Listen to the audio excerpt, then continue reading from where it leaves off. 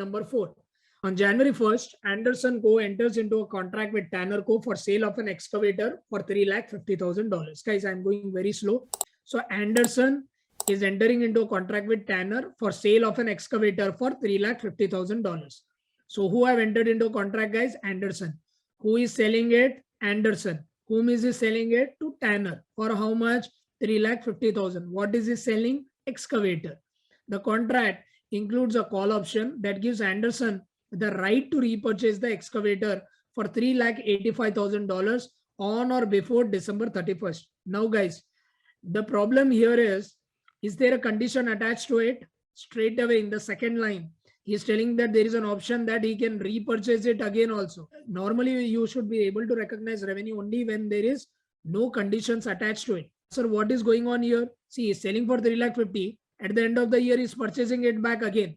Does it look like a sale? It looks like more like a financing. It's as good as I'm lending money to someone for $350,000 and he's paying me back $385,000. Doesn't it look like a financing arrangement, everyone? Yes, do you agree with this, or am I going little fast?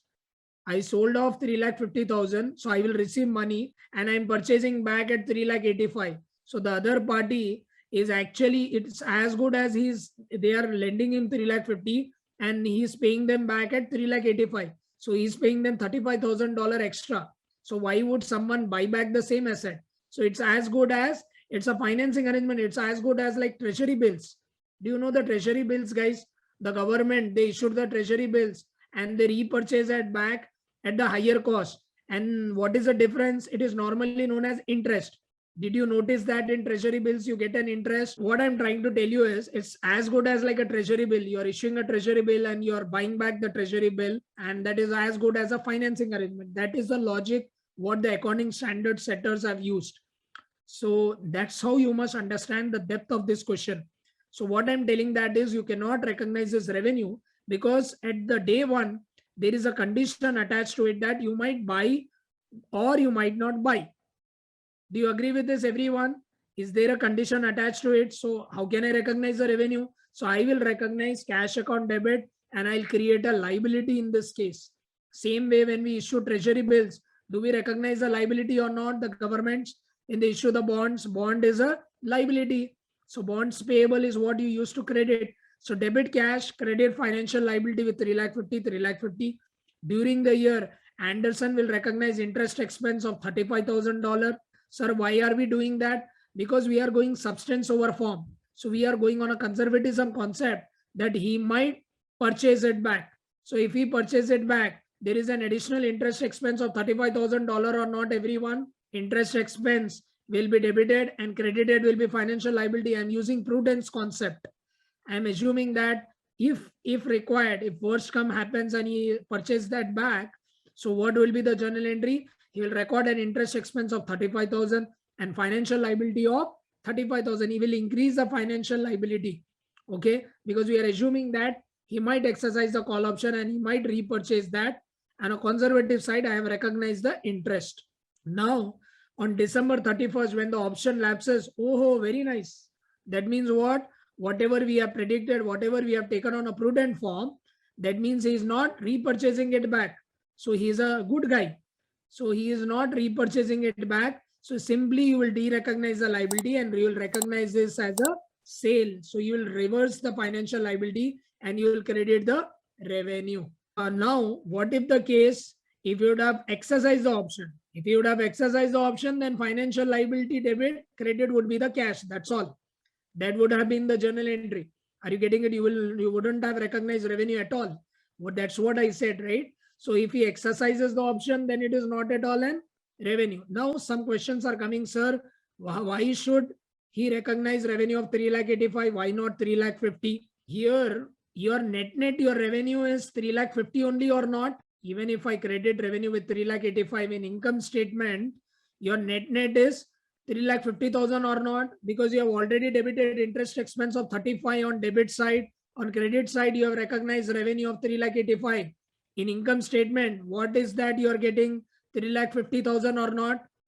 Forget about revenue from operation. My net impact. US GAAP doesn't define what should be the flow of journal entries. There is no ASC to tell me that this is a journal entry I need to follow. On income statement, net impact, 3,85,000 minus 35, 3,50,000 is what I'm showing to the shareholders. So what am I doing wrong? I can show net revenue or not. Revenue gross at 3,85,000, subtract 35 and show net revenue in outer column at 3,50,000.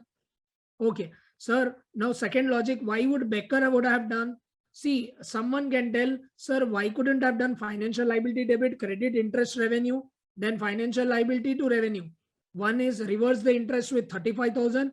One is reverse the revenue with 3,50,000, which is perfectly fine.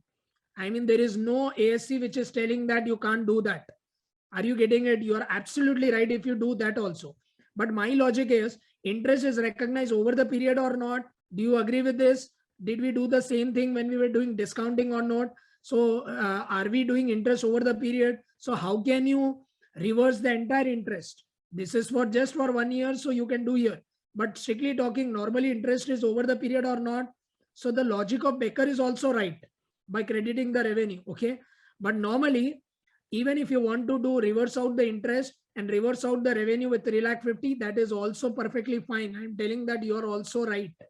The accounting standard codifications have no guidance that you cannot reverse the interest. But normally on a prudent form, if I would have been the auditor, I would have advised this entry, financial liability to revenue, because interest is normally recognized over the period. You just can't reverse out the entire interest at 1 year.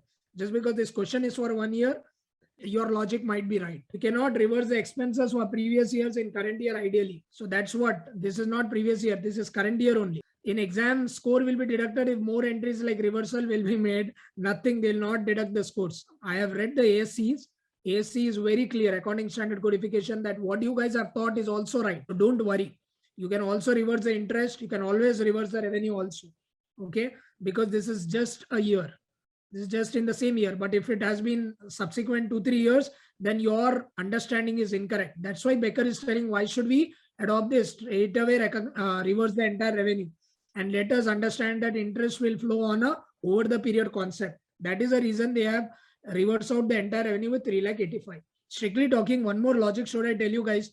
Normally, had I recognized revenue on day one, I would have got 3,50,000 on day one. If you would have let me allowed revenue at 3,50,000 for that entire year, you would have got interest or not. At year end, I would have booked revenue at 3,85,000 or not, just on a present value concept. Now tell me, had you let me allowed revenue at the day one itself, I would have got the interest for that year or not on that entire year. So 3,50,000 would have ideally gone to 3,85,000, assuming 10% of rate of interest in the market. Now do you understand why did we keep revenue with 3,85,000? That could also be one of the logic, but the question is silent.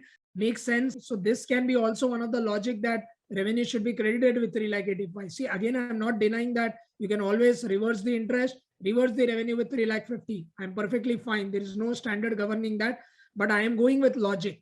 Had I been allowed revenue at day one, I would have ideally booked at year end at 3,85,000. So strictly, I should have got more revenue in my books at the year end. That is one of my logic. Both the methods are correct for time being. For this example, now comes a put option. So what is a call option, guys? If repurchase price is more than your selling price. So what is that arrangement known as, everyone? If repurchase price is more than the selling price, what is that arrangement known as? Not call. It is known as financing arrangement. Not call is a call option and all. That is a different thing. I'm telling if your repurchase price is more than the selling price, this is known as financing arrangement. Next, now what if the repurchase price is lesser?